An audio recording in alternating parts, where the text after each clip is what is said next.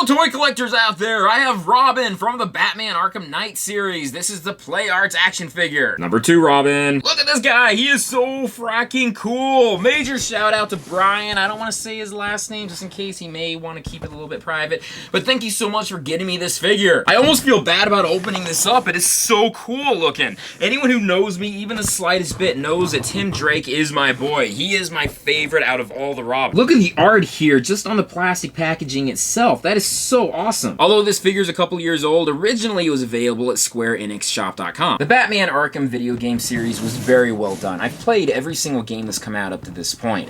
With a few exceptions here and there, I thought the development of the characters, the story, the gameplay itself, everything that you could possibly imagine, they really put a lot of thought into it. But anyways, you don't really care about all that. You want to see what the toy is. So let's go ahead and open this guy up because I'm excited to play with him. One thing that's interesting about this figure, as opposed to many of the other figures I've done reviews on, is this has instructions on how to take apart different pieces like the hands, the head, or just setting up the stands themselves. Oh my god, here he is! I was a bit confused at first when I got him out because I wasn't quite sure what I was supposed to be expecting out of this, but it turns out he comes with 2 different staffs, and these staffs, if you played the video game, know that these staffs turn into the bullet shield here. But he came with 2 staffs, and he also came with 2 bullet shields. So I was kind of curious as to why this happened, and I looked it up and I didn't see anything in particular about it. They just included 2 of each. And if you look close here, they're identical. There's really nothing different about the 2 different bullet shields here.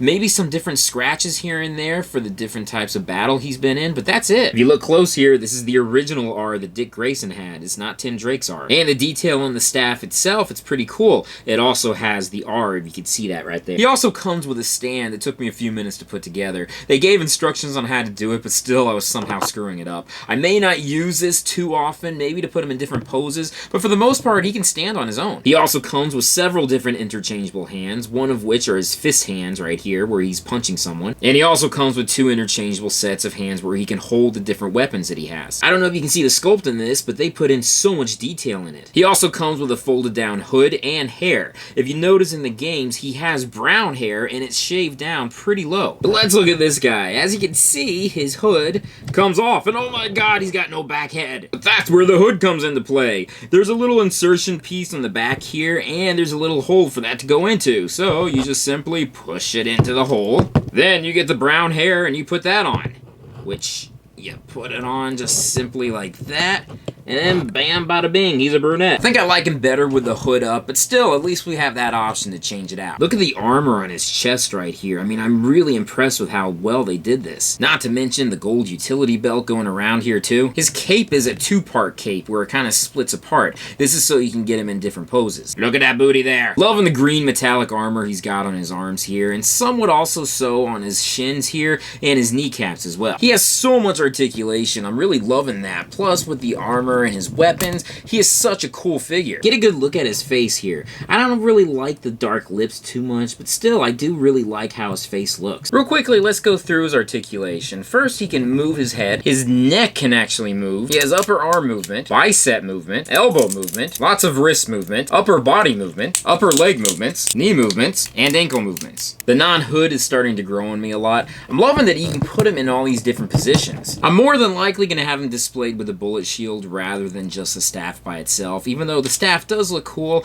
and it is his traditional weapon that he uses more than anything else, but still, I'm really liking this a lot. As you can see here, he can hold the staff fairly simply up until you get to the point where you get to the grooves. It's not quite as easily pushed down. You can do it, but still it takes a little bit more effort to get it down that way. But luckily, we have another hand that holds the grooves all the way up to this point. I know this is like a basic pose, but damn, I'm really loving this guy so much. Brian, thank you so much for getting him. There's really so many different poses we can get him in. Very minimal complaints I could really say about him. He came out so incredibly great. I mean, I think the only problem I really have is that his stand isn't quite so durable, and you have to keep tightening it up every time you put put him into a different type of position. And even though it is very much necessary for him to have a two-part cape, I'm not a big fan of it. It just looks kind of weird. But even still, I'm never going to be displaying him from the back. I'll always be displaying him from the front like this instead. To give you a reference to how big he is, here's Robin from the DC Direct figure line. This is a 6-inch figure, so you can see a huge difference in size. Finally, I just wanted to show this Robin with some of the other Robins that I have. I may have a slight obsession with him,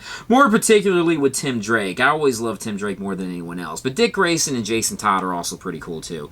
Brian, again, thank you so much for this guy. He is incredible. I love him. Very minor gripes, nothing really too major. I definitely think he's going to be a great addition to my Robin family here. Anyways, thank you guys for joining me in this toy review, and I'll join you guys for another one very soon. Be sure to check out my Patreon site, my website, my social media sites, and everything else out there. Peace, love, namaste, and I'll see you guys later. Peace.